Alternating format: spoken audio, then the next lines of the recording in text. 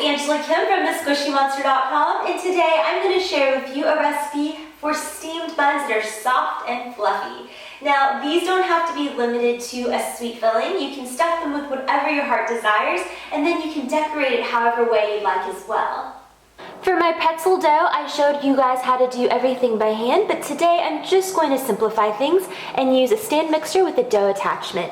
So in there, I'm going to combine my unbleached flour and my powdered sugar, my baking powder, my fine salt, and then all my liquid goes in there as well. So I have some room temperature whole milk,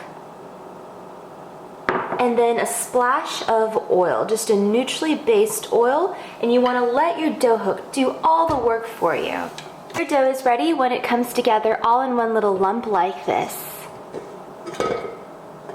As you can see, the surface of my dough ball is very smooth and it's slightly tacky, but it's not overly sticky. So I've just placed it in a well-greased bowl. I just lightly misted with some cooking spray, and now I'm just going to cover it and let it rise and double in size. For my filling, I'm opting for what was a childhood treat and nostalgia for me. My mama always used red beans, not to be mistaken with the beans that you use in chili. These are the adzuki beans that I sourced at my local health food store in the bulk section, and they look like this. They're short, round little beans. They're very nutritious, and if you can't find them there, if you don't have one, you can also source them online or at Asian markets. So I just allowed them to soak and steep in water overnight. I just rinsed it and soaked it in water, nothing fancy. And so to my pot, I'm going to add in all of my beans and pour in some cold filtered water, and I'm going to cook it off until it gets really soft so I can mash them.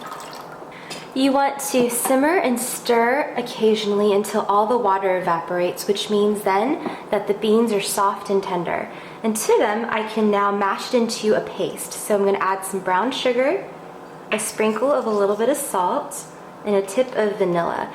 Now you can do this with a food processor, of course, but I'm just gonna go the easier route, well, at least because I have a wooden spoon out already, and just mash it with the back of my wooden spoon until it comes together. Lastly, with your pot set over the lowest heat setting possible, you just want to splash in just a touch of water and then just stir it until it becomes really smooth and glossy.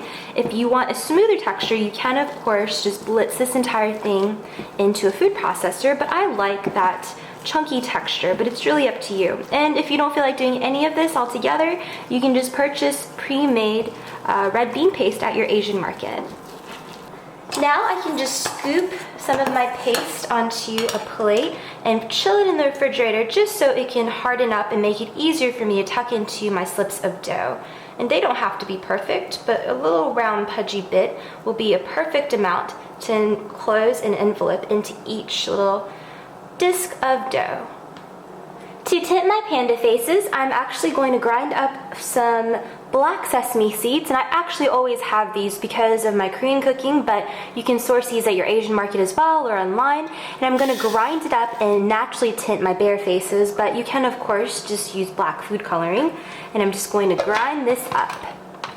Here's my dough after it has risen.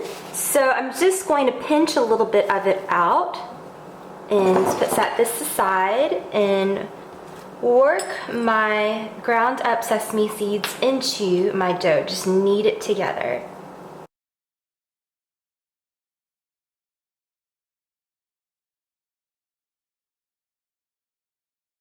As flour as needed, and what you end up with is a gray little lump that looks like this. For the rest of my dough, I just want to knead it again just to make it really nice and soft and supple. Now for the panda face, it wasn't that big of a deal if you added too much flour, but for your buns themselves, you want them to be pillowy soft, so try not to add too much flour. So just lightly surface or flour the surface of your working station and just knead it, just until it gets really soft and smooth and easy to work with. Now I'm squishing my dough into a long form, and I'm going to line it up and just cut off pieces that I need. It doesn't have to be perfect, just make sure that you snip off little pieces and roll it into a ball roughly And then with each piece of dough, you're going to roll it out so you can stuff it with the filling that you made.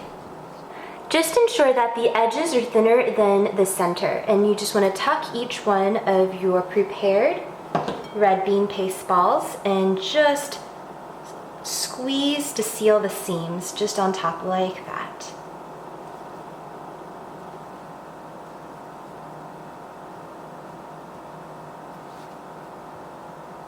To make my little faces, there's really going to be no rhyme or rhythm to this at all. I'm just going to pinch off pieces of dough as I see fit and really just kind of work with it free form. The most important thing is that you have a little dish of water that you can dip each one of your balls into so it'll stick.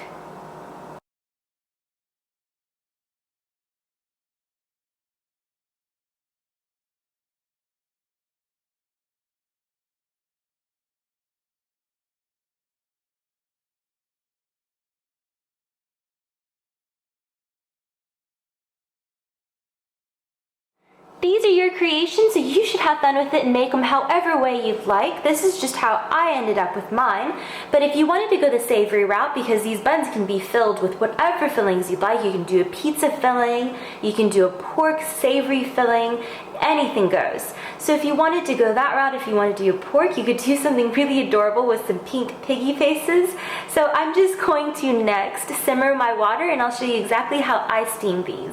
So I'll show you what I have going here, and in my biggest frying pan I just set a little bit of simmering water, and on top of that, to ensure it doesn't stick, I just lined it with a slip of wax or parchment. Sometimes you can even use those really large, broad silicone cupcake liners as well, and that's just to prevent any stickiness. So I just placed each of my buns right directly on top of that, and then it's really important to clamp on the lid. Try not to peek unless you absolutely have to.